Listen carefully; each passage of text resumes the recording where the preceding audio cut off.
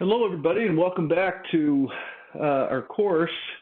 I hope you've had an opportunity to go through the PowerPoint presentation on the Book of Acts and have done the assignments there, and we're now ready to move on to the Apostle Paul. It would be difficult to overestimate the effect that Paul has had on the Christian movement. Indeed, some rather skeptical scholars suggest that Christianity is Paul's understanding of Jesus and not Jesus' own understanding of Jesus. As you might guess, I think that's a bit of an exaggeration. There is no doubt that Paul had an influence on Christianity, but Paul himself gives testimony to the fact that God himself has spoken to Paul, that in fact Jesus himself appeared to Paul and gave him the message of the gospel. And so without kind of further evidence, I think we should be really skeptical about whether Paul is a departure from the original teaching of Jesus, or rather is confirming it and taking it forward. The Christian church as a whole has recognized that Paul is a faithful interpreter of Jesus and applies Jesus' teachings to new times and new places in a faithful way. So it's important that we talk about the Apostle Paul and his influence upon Christianity. Indeed, much of the New Testament is the production of the Apostle Paul, even though, as you know, in the gospel accounts, Paul doesn't occur. He is not a character in the story until we get to Acts chapter 8, when, as we saw last time, Paul is a willing accomplice. At least he's there when Stephen, the first Christian martyr, is killed for the Christian faith. We've already looked at Paul's conversion in Acts chapter 9, his Damascus Road experience, in which he changed from being a persecutor of Christians to being someone who was a Christian himself, and then later an evangelist, and in fact, perhaps the world's greatest evangelist. So he is quite an interesting life. He did a 180-degree turn in respect to his loyalties. Paul is also interesting in that his conversion doesn't make him a changed man. If you compare Peter at the time of his denial, and then Peter after he has received the Holy Spirit in Acts 2, you have two very different people. In the case of Paul, that seems to be not quite the situation. Paul is a zealous Jew prior to his conversion. He's a faithful Jew, as he will say later in one of his letters. He is zealous for the things of God. And after his conversion on the Damascus Road, he is zealous for the things of Christ. So it would be, I think it's better to think about Paul's conversion not as changing everything, but as a change of loyalty to Jesus. He recognizes that Jesus is the Messiah. Jesus is who Christians have claimed him to be. And the zeal that Paul had prior to his conversion is the same kind of zeal he has after his conversion. So let's talk about that period after his conversion. Paul,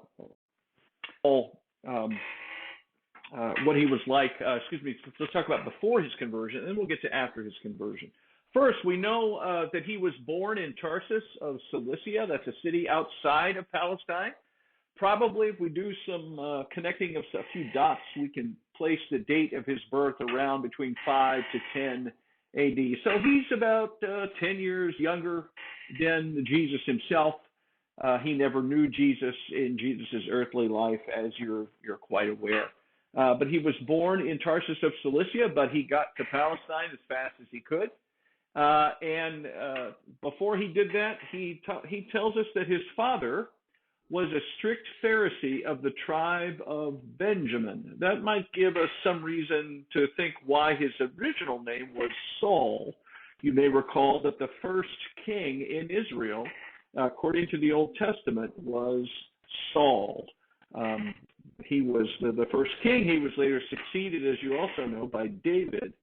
But Saul was from the tribe of Benjamin. So it was a proud family name, and Paul was given the name Saul by his Pharisee father. Now, we looked at the Pharisees before.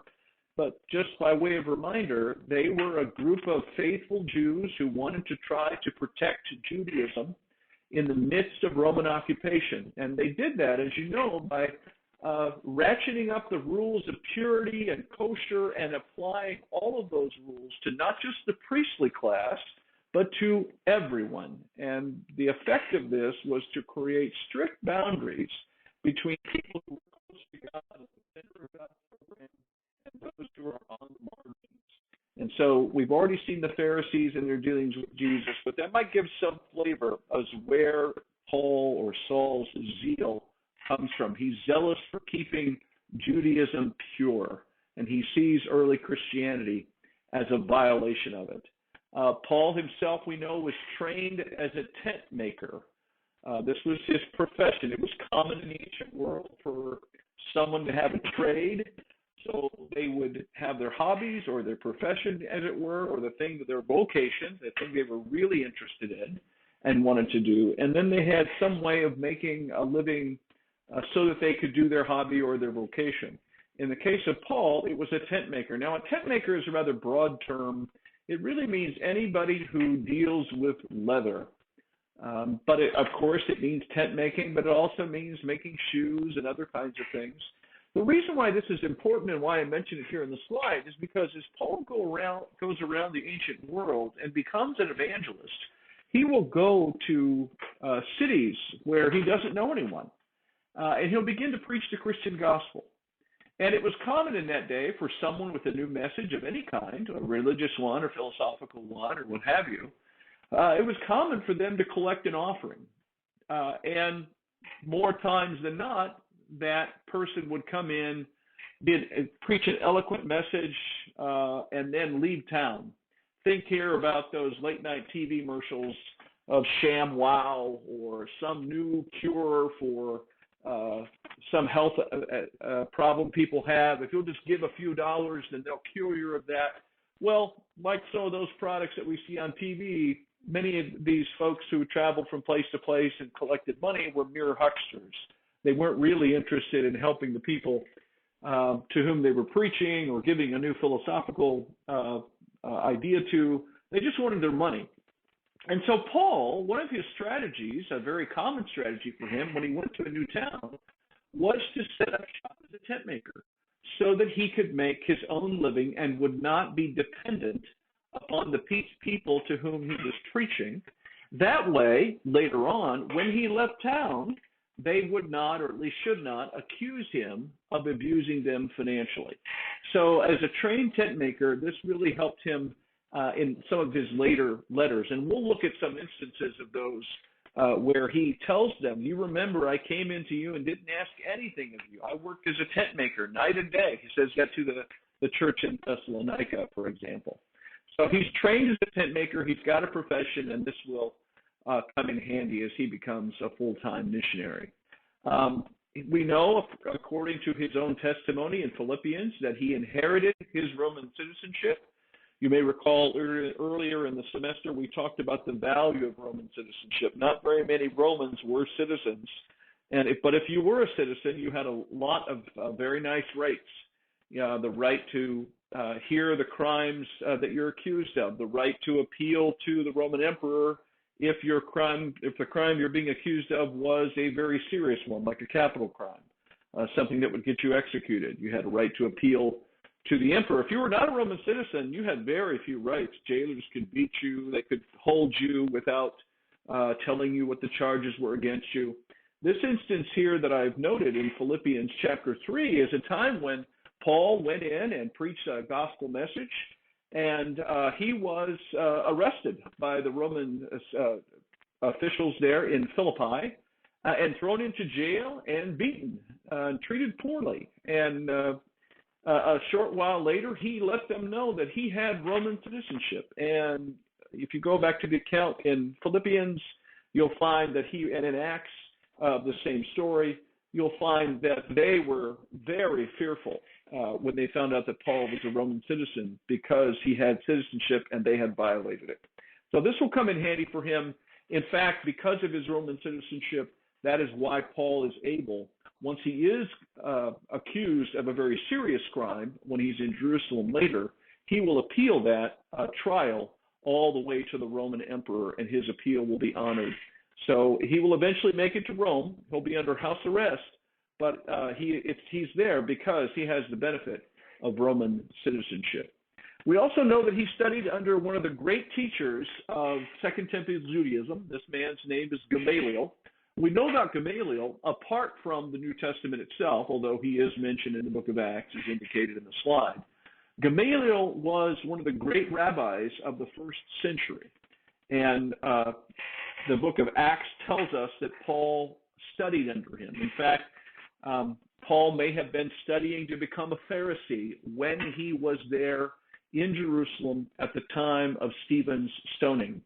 So he was probably there trying to earn his stripes, to learn about Torah, the law, how to be a Pharisee, but also trying to score some points with the elder Pharisees.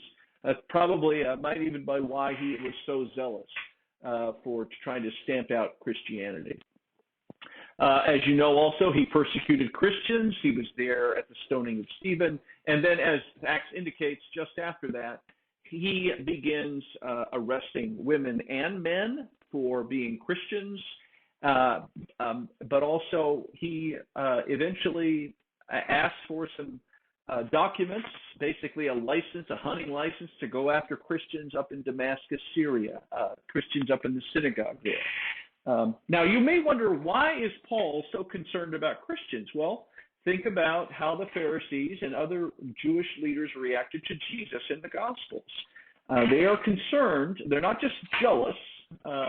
It's not just religious competition. There was plenty of religious competition at the time. Their concern is twofold, related. One is that, from their perspective, Jesus, and more importantly, his followers, are teaching a false form of Judaism. So it's one thing to be a completely different religion. Paul was not concerned with the followers of pagan religions in the Roman world. He wasn't, as pre-conversion, he wasn't concerned that other religions were happening. He was concerned that these people were claiming to be Christian and were therefore poisoning what he saw and his Pharisee teachers saw as a kind of toxin that they needed to rid authentic Judaism of. So that's the first issue. He saw it as a polluting form of Judaism. And the second issue, it's related to it. Remember, one of the concerns is the fear that if Judaism wanders away from God, then God will punish Israel. And so there is a genuine concern that if the Pharisees do not do this kind of policing, that God would be displeased with them and keep them in captivity and under the boot of their Roman captors, their Roman keepers. And so they wanted to try to be faithful to Israel and to purify Israel. So he's a persecutor of Christians. The story goes on here. He was magnificently converted on the road to Damascus. That probably occurred, again, if we do a little connecting of some dots, probably occurred around 36 CE. According that is recorded in Acts 9. Paul will reference it one or two other times in his letters. And again, he's converted there. Christ himself appeared to Paul and convinced Paul that indeed he, Jesus, was the Messiah, the long-awaited one. And it appears instantly that Paul or Saul became a follower of Jesus. And so a very dramatic conversion experience he has. A persecutor of Christians at one moment, and then he is a Christian himself, and very soon a leader. So after his magnificent conversion on the road to Damascus, Paul disappears for a time. We don't exactly know where he went or about how long he disappears from the scene. He tells us in one of his letters later that he went to Arabia. We're not sure what he was doing at that time. He also tells us in some of his letters later on that he had a revelation given him directly by God. So some scholars speculate that during this time of silence in Paul's life, he was communing directly with the risen Lord, who was giving him revelatory messages. But at any rate, we just don't know what Paul was up to at this time. We do know that, as you might guess, many Christians were concerned, were wary that Paul may have been his conversion may have been false, simply a way of finding where the Christians were. And it took another Christian man, his name is Barnabas, we meet him in Acts. Barnabas takes Paul to the leaders and says, look, he's had a genuine conversion experience, and this man can be useful for the ministry. So there was a transition period for Paul.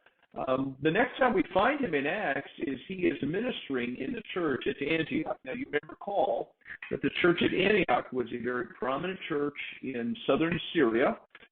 It was primarily Jewish. In fact, most scholars believe that the book of Matthew, remember that gospel that focuses upon a Jewish audience, that Matthew was likely written to the church at Antioch. This church will become very prominent in church history because it will send out the first missionaries.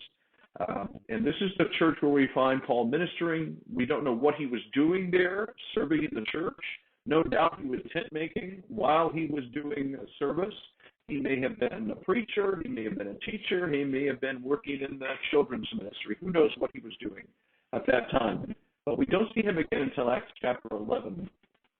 And then we find that the Holy Spirit moves the church in Antioch to send out missionaries who are going to spread the gospel. And so Paul and his friend Barnabas go on what we call the first missionary journey. There are 3 missionary journeys accounted in the book of Acts that Paul will go on. Normally, this is the way we talk about Paul's missionary journeys, that there were 3 of them. So the first of those is recorded in Acts chapter 13. He and Barnabas go to essentially southern Asia Minor, southern modern Turkey. It's not very far in terms of mileage, but it's the first time the gospel is going into a majority Gentile territory. And this will have rather profound ramifications for the Christian movement. So let's take a look at that. That when Paul and his friend return on the missionary journey, they hear about a situation going on. Some leaders from the Jerusalem church has come to Antioch, and they have heard that there are Gentile converts. Gentiles are being converted to Christianity, and yet they are not being required to take upon Jewish dietary restrictions, to be circumcised, and things like this. And so this prompts what we call the Jerusalem Council, which is recorded for us in Acts chapter 15. So let's take a look at that Jerusalem